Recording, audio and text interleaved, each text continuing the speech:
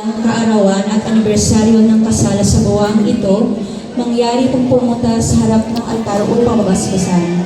Maraming salamat po. Dalasilin po natin ang panalangin ng pagbabasbas sa mga may kaarawan at anibersaryo ng kasal sa buwan ng Pebrero.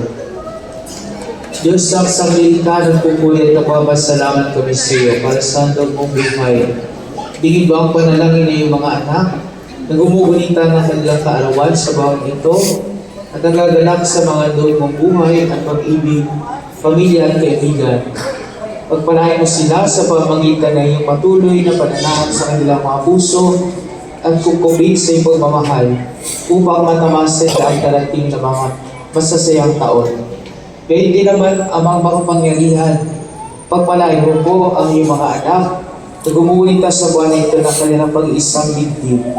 Pagkalubong sila ay mabuhay sa pagmamahalan, pag-asa at pananampalataya na nagbumula sa iyo. Ligin mo po, mahal na ina, sa pamagitan ng matinyas sa panalangin, ay may lapit mo sila sa anak na si Jesus. Hinihiling namin ito sa pamagitan ni Kristo na aming Panginoon. Amen.